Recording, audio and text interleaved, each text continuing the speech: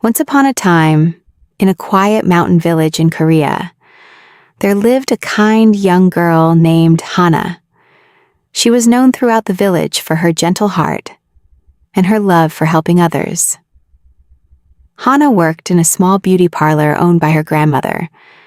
It was not an ordinary beauty parlor. It was a magical place where beauty came not from powders or mirrors, but from kindness, honesty, and love. The beauty parlor stood at the end of a cherry blossom road. Its wooden doors were painted with golden flowers, and soft wind chimes sang whenever someone entered. Every morning, Hana swept the floor, polished the mirrors, and watered the flowers outside.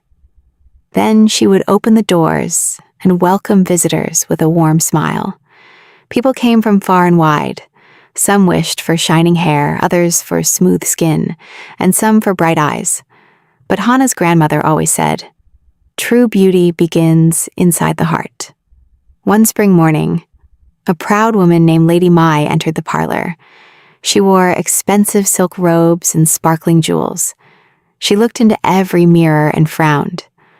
"I am already the most beautiful woman in the village," she said proudly. "But I want to be the most beautiful in all Korea." Grandmother smiled gently. "Sit down, and we shall see what can be done." Lady Mai sat in the golden chair. Hana brushed her hair softly. Grandmother mixed a silver cream and placed it on Lady Mai's face. Then she whispered ancient words. The room glowed with soft light. When Lady Mai looked in the mirror, she gasped.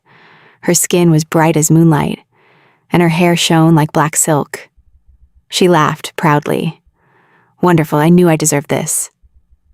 But as she walked out the door, the villagers stared in surprise, for though her face was lovely, a shadow followed her everywhere. Her beauty looked cold and empty. The next day, a poor farmer's daughter named Sue came into the beauty parlor. Her clothes were simple, and her hands were rough from work. She bowed politely. "I do not seek beauty for myself," she said softly. "My mother is ill, and I wish to cheer her heart. Can you make me look pleasant enough to bring her joy?" Grandmother smiled warmly. Hana washed Sue's face with rose water and combed her hair. Grandmother placed a tiny pearl comb in her braid. At once, Sue's face glowed with warmth. Her eyes sparkled like stars, and her smile shone brighter than the sun. When she returned home, her sick mother smiled for the first time in many days. Word spread across the village. Soon, many people came to the beauty parlor, hoping to become handsome or lovely. But grandmother always gave each person what matched their heart. If someone was selfish, their beauty faded by sunset. If someone was kind, their beauty grew stronger each day. One afternoon, Hana asked grandmother, "How does the magic know who deserves beauty?" Grandmother laughed softly. "The mirrors do not show faces," she said. "They show hearts." Hana looked around at the shining mirrors and wondered if that was true. That evening, after the last customer left, Hana stood before the tallest mirror. She saw her own reflection: simple clothes, tired hands, and windblown hair. "I am not beautiful," she whispered sadly. But suddenly the mirror shimmered. Instead of her face, she saw every kind thing she had ever done. Helping an old man carry wood, feeding hungry birds in winter, caring for her grandmother when she was sick, comforting a crying child. Then the reflection changed again. Hana now looked radiant, surrounded by warm golden light. Grandmother stepped beside her.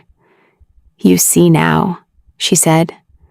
"Beauty is not what the eyes first notice. It is what the heart remembers." Years passed, and Hana became the new owner of the beauty parlor.